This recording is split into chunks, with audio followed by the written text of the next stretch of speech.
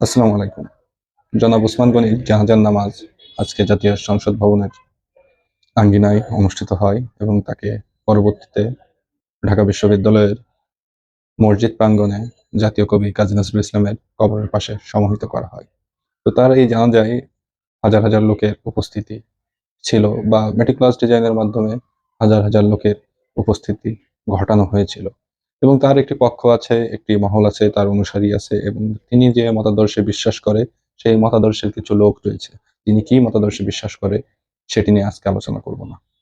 তিনি যেহেতু ইন্তেকাল করেছেন, তার সম্পর্কে নেগেটিভ কোনো কথা অন্তত আজকের দিনে বলতে চাচ্ছি না। কিন্তু তার এই যে জানাজায় হাজার হাজার মানুষের যে উপস্থিতি হলো, সেই উপস্থিতি নিয়ে ব্যঙ্গ করে তাকে অনেকে বলতে অনেক মূর্খের দল তাকে জাতির পিতা বঙ্গবন্ধু শেখ মুজিবুর রহমানের জানাজার সাথে তার জানাজার তুলনা করছেন।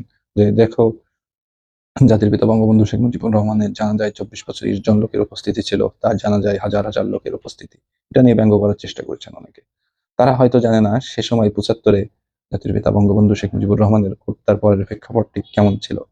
সারা দেশে কারফিউ জারি করা হয়েছিল এবং তার লাশ দাফন করার জন্য প্রথমে 10 মিনিট এবং পরে 25 থেকে 30 মিনিট সময় দেওয়া হয়েছিল।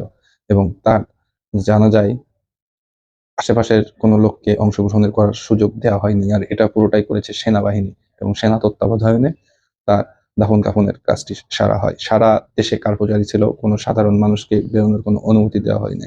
এটা আপনারা ইতিহাস ঘাটলে পেয়ে যাবেন। এটা নিয়েও তেমন কিছু বলার নেই, এটা সবাই জানে। কেন তার জানাজায় লোকের উপস্থিতি কম ছিল বা একেবারেই কম হয়েছিল।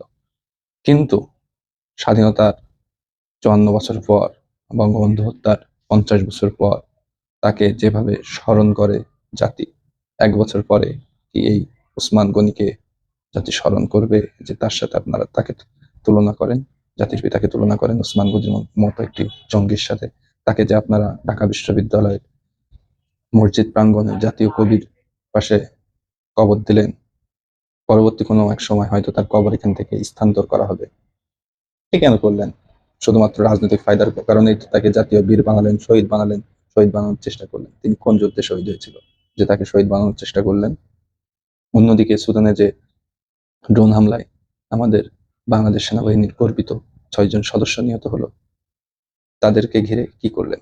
ওসমান গনি মৃত্যু ঘিরে রাষ্ট্রীয় শোক ঘোষণা করলেন। অন্যদিকে যারা সেনা সদস্য দেশের গৌরবের জন্য যুদ্ধরত অবস্থায় জীবন দিল, তাদের জন্য কি করলেন? এই ওসমান গনির লাশ জাতীয় পতাকায় মুড়িয়ে আনলেন। আর আমার দেশের সৈনিক যারা দেশের বাইরে দেশের গৌরবের জন্য, আন্তর্জাতিক বিশ্বের শান্তির জন্য নিজেদের জীবন দিল, নিজেদের জীবন বিসর্জন দিল, তাদের লাশটা কিভাবে আনলেন? এই জবাব কে দিবে? জাতীয় বীর মিডিয়া ট্রায়ালের মাধ্যমে বা সরকারি পৃষ্ঠপোষকতায় এবং ওসমান গনির আদর্শে যারা বিশ্বাস করে সেই উগ্র আদর্শিক দলের তত্ত্বাবধানে লোক বৃদ্ধি করা যায়, কিন্তু জনগণের মন থেকে যে ভালোবাসাটা অর্জন হয় সেটি এইভাবে হয় না। জাতির পিতা বঙ্গবন্ধু শেখ মুজিবুর রহমানের সাথে এই উসমান হাদির তুলনা করতে আসবেন না। কোথায় শেখ সাদী আর কোথায় ছাগলের নাবি। যতদিন বাংলাদেশ থাকবে, বাংলাদেশের অস্তিত্ব থাকবে, ততদিন শেখ মুজিবুর রহমানকে মানুষ সম্মানের সাথে স্মরণ করবে। 1 বছর পরে এই উসমান গনিকে কেউ বুঝবেও না। ভালো থাকবেন সবাই।